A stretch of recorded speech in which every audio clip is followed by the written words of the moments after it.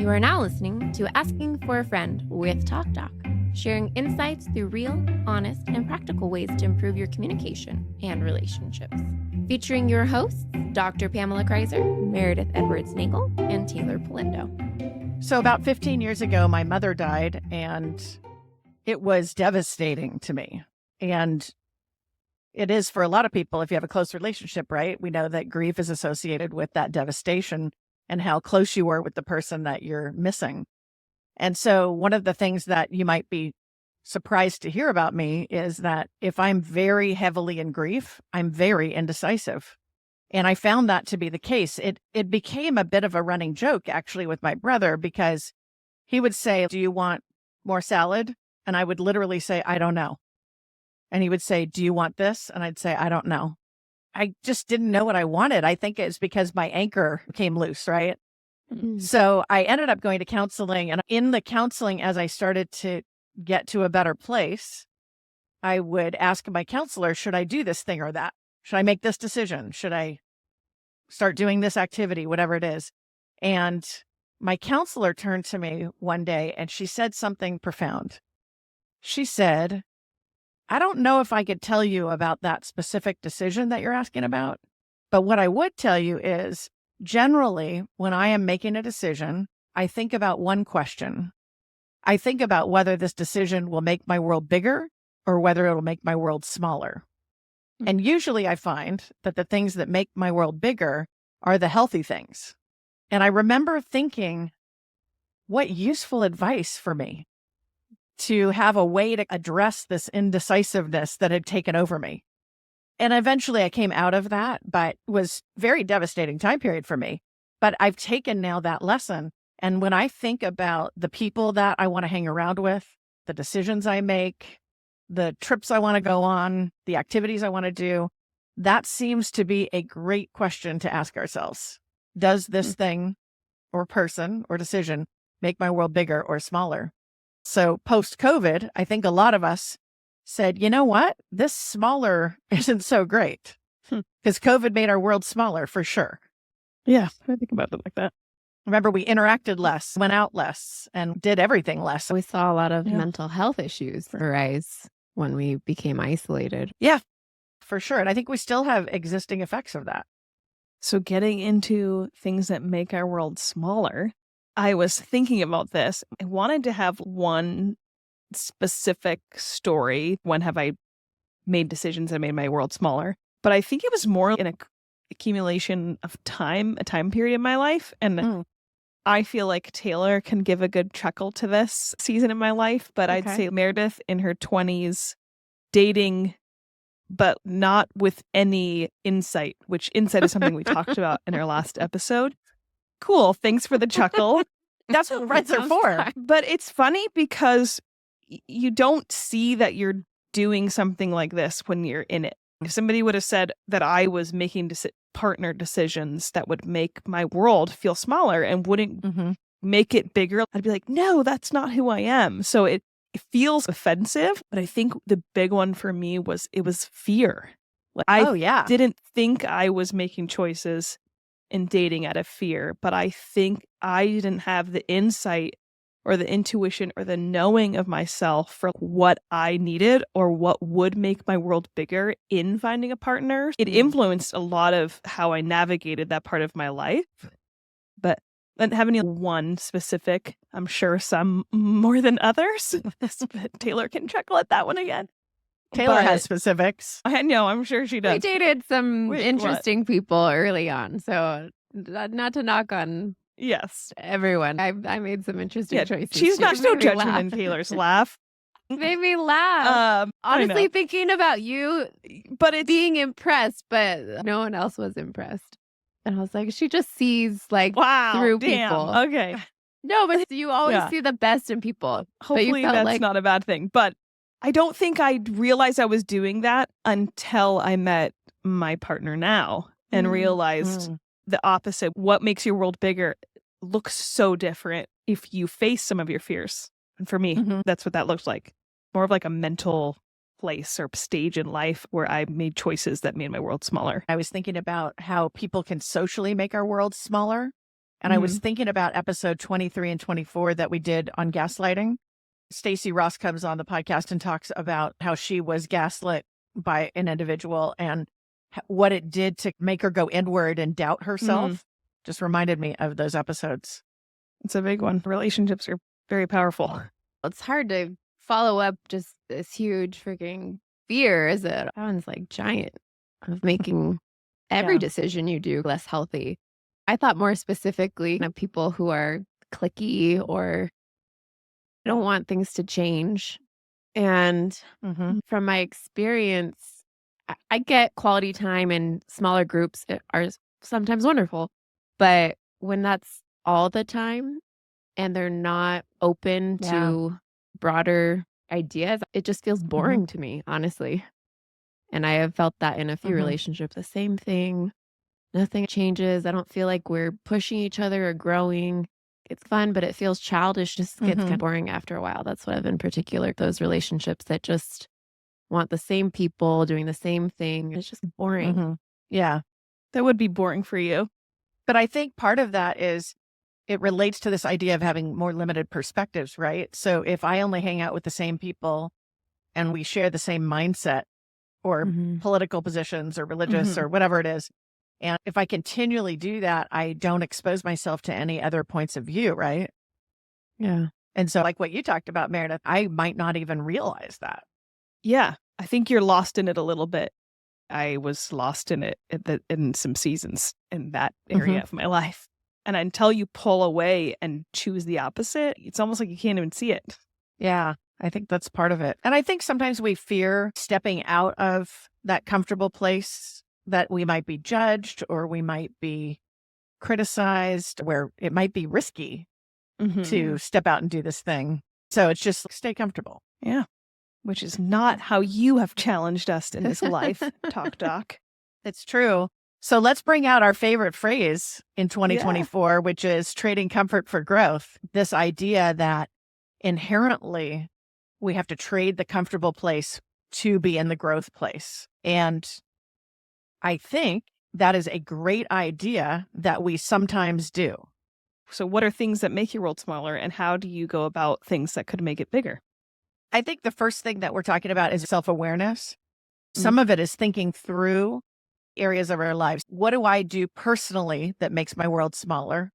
I think what we expose ourselves to in terms of diversity in every way, the type of music we hear, the people we talk to, the people we choose to have relationships with or spend regular time with. It's easy to pick people like ourselves. Yeah. I made me think of the movies I watch. Just, I feel like I want to laugh. And there's people saying, like, oh, it's so good. Watch this movie. And I'm like, yeah, it's good. But I just want to laugh. And I think that is definitely an area of my life where I make my world smaller with my movie I choice. love that example. I have to tell Tommy this example every time he wants to watch a movie. He's all different genres, like everything. And I'm like, what do you want to watch? And he's besides a comedy.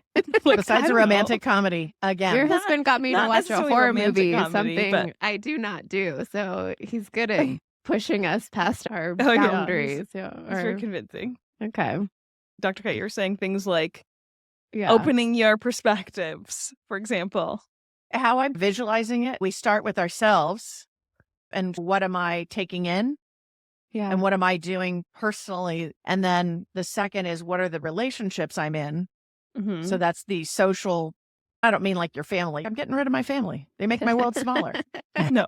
Wait, now that's a good question. Does a toddler make your world smaller? Out of here. I was literally just thinking, because you said music, having a kid has made my music world smaller, and it makes me sad. Like, I long for growth in this area of my life right now. And if I have to listen to Raffi one more time. That was one of the first things my husband and I talked about. And he was saying it's a double-edged sword because it's yes and no. You're exposed to all these new people and things. But in a lot of ways, your time has just become way limited. You know, who you're spending your time with is just a few people, maybe. I don't know. I think later our world will be...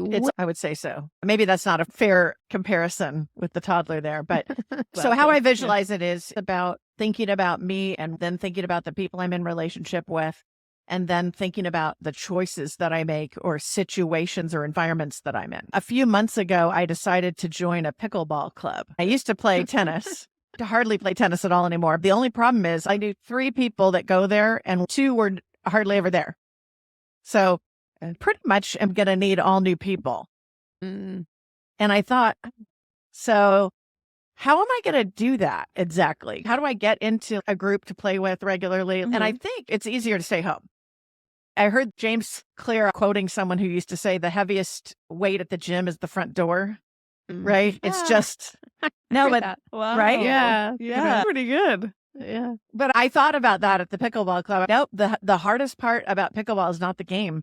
It's going and making your world bigger. And today I probably have met 30 new women that I play pickleball with. Oh my gosh. Wow. That's a lot. Yeah. Yeah. Anyway, I think it's a silly example, but it in some ways it's not silly because it's about saying, what's the downside? And I think the fear of saying, what if I go and I don't talk to anyone? Or what if I go and it's terrible? Or what if I find people that don't like me? You're the busiest person I know. How can you fit more relationships into your world? This is more about getting off the desk. I'm not trying to redo all my social relationships, but I do think that it was a challenge to say, you're just going to go and do it and figure it out. And it's been fun. Another example is my leadership of study abroad programs. A colleague and I, we take students over to Europe to do a short-term study abroad program, maybe 6 weeks or something like that. Okay, so think about it from a communication perspective. We get over there, and the first thing they say is, it's safe to get money out of the ATM. Is it safe to drink the water? What do I do if I miss my train? What if I do if I get in an accident? So this is the first week, right? By the 3rd week, you'll hear somebody come into class and they're like, hey, anyone want to go to Lisbon for the weekend? And we're like, oh, okay, so I guess we're better. That's awesome. We've gotten more comfortable with traveling and all that. And they're literally changed in that short order of how they think about themselves in the world and where they can go and do things. And they understand, okay, I can get the currency and I can figure that out and I can figure out transportation. For the first time traveler, that's a big deal to go to a foreign country where you don't speak the language, maybe. And we love it. We just laugh because of the change. That's the very broadening part of study abroad for sure. That's a really good example. I feel like that's good for people that wonder, oh, can I do this? Can I go to this place? I don't speak that language. It makes your world bigger, but also makes you realize how much more we're all alike. I think traveling is always, for me, especially to a place that's less comfortable, it has its exciting element because of that making your world bigger. And I think the other thing that I heard you say, Meredith, is this idea that when our worlds are bigger, we have more perspective. Your husband has given you a lot of perspective on some of the ways you might have been limited before, just because you have a new view. Yeah. And I feel like the same way, where I'll be in a foreign country or in a world bigger kind of place. And I think I have better perspective on what actually is going on. That story makes me think of when my sister and I did a sister trip backpacking through Europe. And funny that you said Lisbon, Portugal, because we were on a train going to Lisbon and both of our phones died. Oh, and I memorized how to walk to the hostel from the train station. It was only supposed to be a 10-minute walk. I had planned us to stay there because it was supposed to be easy and it's a small place. But our phones died. We're 2 young women traveling. But I look back at that experience now. Wow, we were brave together. And because we got there at night, and we woke up in the morning, it's this like sleepy little beach town of nothing to be afraid of. But you don't know what you don't know. People were very friendly. Travel is really good for that. It initially gives you this rush of adrenaline of nerves. And then I feel like the whole experience makes me a more calm person as I approach the world around me. Yeah. So Tay, Taylor, do you have a example of where some decision or person has made your world bigger? Definitely. There are a few people that come to mind. Being a flight attendant literally has expanded just where I've gone. Traveling is definitely the first thing making your world bigger. You start to see the commonality between everyone. Humanity is all the same in what we're wanting out of life. I sit on the jump seat with all sorts of different people, diversity of thought, religion, race. There's nothing unique about flight attendants except that maybe we all like to travel. They're just such different people. And I can always find something in common with them, even if we think very differently on topics. So I think of that. I think of you ladies. I thought my decision to go to Long Beach State was a smaller decision because I chose it because my best friend and brother went there. But then I ended up meeting you two, and you guys have expanded my world in unspeakable ways. Yeah, my world has been definitely larger than life with you ladies. The person who led me to want to be a flight attendant and probably get me into school, just my family member who's always pushed me. And she just took someone from a very small town with small thinking and opened her mind. So I think of people like that who just expose you to different ways of thinking, I think is one of the ways my world has been bigger. And for someone who is a rule follower, I'm black and white in a lot of ways, I think that makes your world smaller. So I like getting comfortable with the gray, and it's okay that there's not a definite answer to this. The podcast is interesting for me because I had that on my list of things that has made my world bigger. I think you knew more about podcasting than I did. I didn't realize what I didn't know, but the decision to do it forced that learning. Yeah. So there's all sorts of editing and sound and tools and social media. It's been different for me to change the format of what I'm doing. The choice forced me into learning things I didn't realize I didn't know, which is a good thing.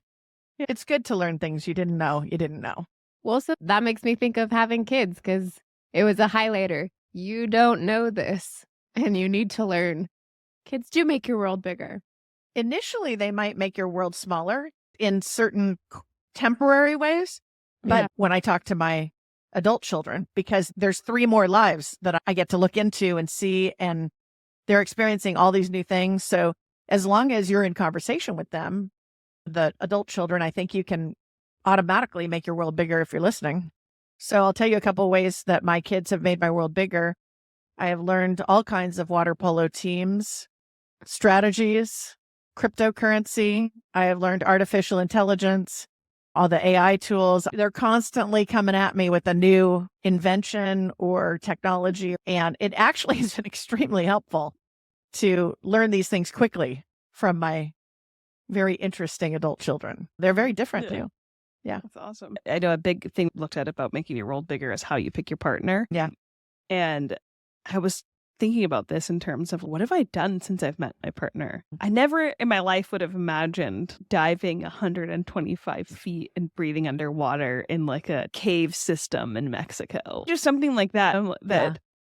Is such an awesome experience to have together, to get to travel, an ability to be able to see a different part of the world that I just didn't know about until I met this person. I knew people that would go scuba diving, but opened a whole new box. And it makes me want to watch different types of documentaries about animals and earth and ocean life, which is also something I feel like that learning, expanding your mind. A lot of times people are afraid or they don't understand something, so they push against it. But once they become proximate or close to it in their lives, or someone that they love's lives, for example, then they start realizing growth and understanding they didn't know they had within themselves. What makes me think of this in terms of making your world bigger, if you don't get close to people that are different from you or that challenge you, then how will your world expand? If you're constantly looking at sources or people that have so similar mindsets as you that it becomes even harder to trade your comfort for your growth. I would relate that to Brene Brown's book, Braving the Wilderness, where she says in that book, it's hard to hate people up close because you get close and you start talking to them as a flight attendant, Teighlor, this idea that you get with these people that you wouldn't maybe even pick out as friends ever, but you're working with them. And then you start learning about their backgrounds. Yeah. That's a good reminder. So we've discussed how your world can be smaller. Can we dive into strategies of doing the opposite, of making your world bigger, expanding your worldview, of expanding your mind? How do we trade comfort for growth? My answer to that would be, I think that we could talk about it on a macro level and on a micro level. So on a macro level, I think there's things that we do that are big, like we pick life partners and we pick friends that we think be lifelong friends. We might make decisions to go to a certain school or to live in a certain state. And I think you can run it through the test and say, does this decision make my world bigger or smaller? You can't inherently know everything about that decision, but you can say generally, does it lend itself that way? There's also the other area to talk about, which is the micro level. You and I make these decisions throughout our days. We make them inside our days all the time. It's that moment where you are at a party and you're maybe not talking to anyone and you decide you're going to get up and go start talking to people you don't know. You're making your world bigger by making that quick short-term decision. And I think that's something that I try to practice. I don't always have success at that. But when I'm in a social gathering, especially if I have a feeling that is attached to maybe feeling fearful or criticized or uncertain or something like that, potentially feeling a little risk, I'll say to myself, but is it really that risk? A lot of times the risk that we think of is the risk we make up in our heads. Is it really risky to go talk to some people at a party that I didn't know? Or to call that friend who maybe is struggling? It may be uncomfortable in that moment, but it's an opportunity to grow. And I think I see them as macro and micro choices. So you make choices throughout your day, but you also make these big decisions. It's almost like practicing the micro ones help you better practice the macro one. A big one is confirmation bias. Confirmation bias is making the world smaller. It's seeking information that confirms something you already believe. The I like opposite this. I felt was practicing active listening, which is listening to people or other sources, whether that be news related or spiritual related or just a disagreement or something, with listening, basically attending without judging and seeking to understand the perspective before you form a response in your head. Or maybe me doing this, or you have people in your life that want to disagree because it's against the thing that they always listen to, but they're already thinking about how to be against it without trying to just listen. And it's just being open to information. Yeah, I like that idea. That's an interaction decision to say, do I want to hold space for an idea different from mine? By holding space, you're saying, let's raise the bar up and actually understand it. Give it space enough to where I might even ask a couple follow-ups that are non-defensive to see that I understand that other point of view, then decide how I want to respond, if I want to respond. This made me think of family conversations where people think differently politically and spiritually. It's so fast and back and forth. I find myself getting caught up in it too. Sometimes I'll just stop and go, can you say that again? I need to listen to what you just said. Even if I don't agree with it, but just try to understand the person. One person I dated early on in my life taught me a good lesson, just to listen. Don't think of talking, just listen. So maybe talking makes your world smaller and listening makes your world bigger. We enjoy talking to each other and that helps us grow.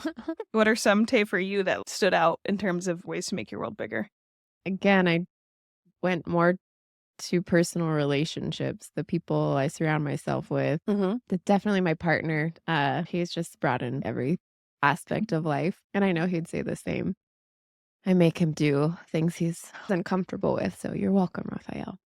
I'm really nervous with what goes behind that. I don't know. But yeah, when I look at my friends, they're all so different. And the commonality is that I'm friends with them. I like being around people who all think very differently. They all think I think like them because I'll just hear what they're thinking. I want you to feel comfortable to share everything you think, but just because I am not combating you doesn't necessarily mean I agree with you. I love that they feel safe enough and comfortable enough to share all their thoughts and feelings. So that's good. I think about the people that I surround myself with and wanting to choose relationships of people. It's sometimes nice to be around people who think just like you, and I can see how that's very comfortable for people. But again, boring. So I guess we end with a challenge, and that's for all of you listening. Where will you trade comfort for growth in small ways and big ways this week? Would it be more comfortable to just stay on your phone? But what will you do to make your world bigger in a small way? And then evaluate some of the bigger decisions. What were the big decisions that I made in the last year or two? And did they make my world bigger or smaller? So that's your challenge. Do you guys have one specifically that you're going to practice this week? I'm going to still go to pickleball. I think today brought out a small challenge in me with the fury of an almost 2-year-old, and it brought me outside, which was a small thing. But then 5 minutes into it, I was like, I think we both needed the fresh air or something. So tell the story. Earlier today, my almost 2-year-old gave the fight of her life for refusing a nap, which hasn't ever happened that intensely. I gave up after like almost an hour and I took her outside. It was like we're going for a walk and she passed out in 5 minutes of that walk. It seems like a silly thing, but I think I needed the fresh air. It gave me some calm. It's cold where I live right now in the winter. I don't love getting dressed this much just to go outside. The Southern California blood in me is done with winter, but I needed it and I'm glad that I did it. And I think just making little decisions that shift what is, and it's not comfortable for me. So yeah, it's really uncomfortable for me to think about all the layers for myself and for her. People don't get cold. And I traded that moment because I need to get out of here. And I'm glad that I did. Love it. Yeah, I'm going to think about moments like that more. Getting outside. Teighlor is laughing at me because it's my first winter. Okay? Technically, you're second. Whatever. First one didn't count. You had a half winter. I was still unpacking. Little things. Just keep swimming. That's what's making me think about Finding Dory. Nobody? No, I got you. Huh? That's it. The movie. That was my image. Just keep swimming. Just keep swimming. Anything else you want to add? Anyone? I think this is worth it. At first I was like, why bother? Why risk? Why get uncomfortable? But I think it's really worth it when you look back at your life in places that you have risked or you've pushed yourself or you've challenged yourself or someone's helped you grow. I don't look back at those things and think, dang, I wish I didn't try. It really has felt worth it in life. Yeah, that's good. Yes. So until another Tuesday. Once again, thank you for joining us today. Please remember to rate, share, and subscribe to our podcast. And thank you for listening to Asking for a Friend. Let us know what you thought of the episode. Our email is hello@afafpodcast.com. This show is for educational purposes only and is copyrighted. Written permission must be granted before syndication or rebroadcasting. Thanks for listening to Asking for a Friend with TalkDoc.